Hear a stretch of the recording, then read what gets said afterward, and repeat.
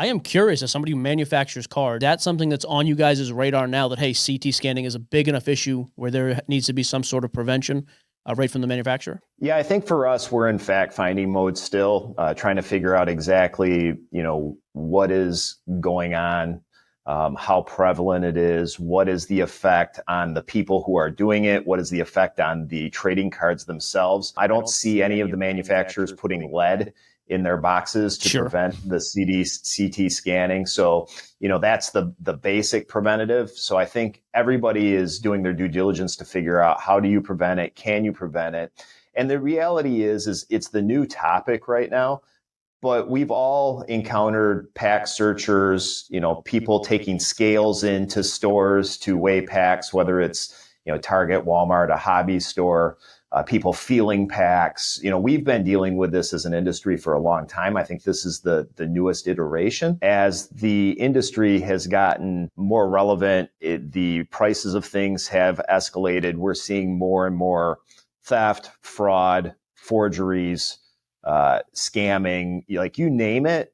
We're dealing with all of it as an industry right now. And it's up to us to continue to try to push our authentication and our fraud prevention systems forward, which is not easy, because every time you come up with something new, the scammers try to come up with something to circumvent that as well. Issue came up that he was trying to find if he could get a certificate for a jersey or a piece of memorabilia that was maybe mid-2000s or something when he got it.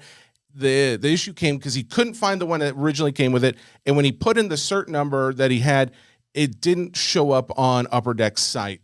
And he, after some emailing back and forth with Upper Deck's back office, he said that the response he got was there was going to be a time period where there would not be any additional proof or letters that would be going out to say, yes, this was one of those pieces that we certified 2 decades ago or whatever the case.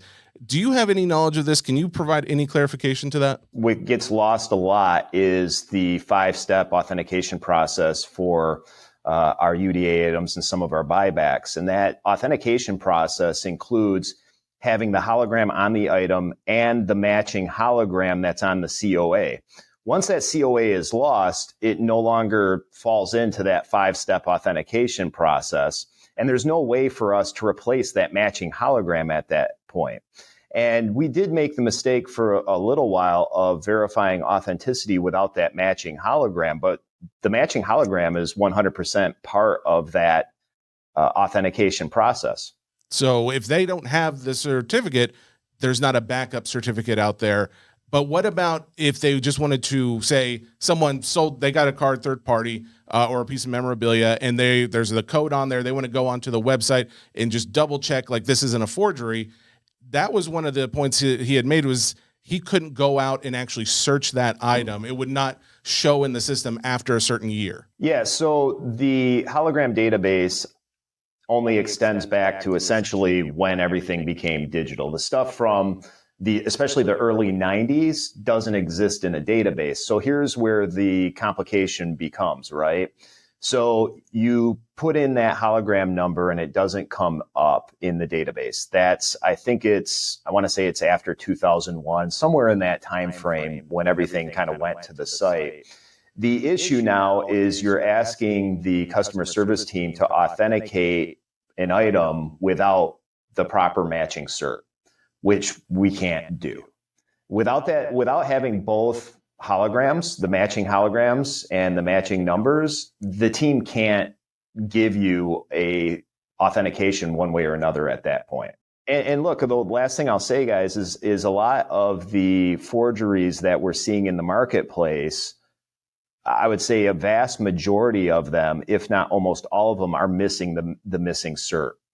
They're taking labels, they're taking the small label that's on the item, they're moving them from one item to another, they're trying to forge them.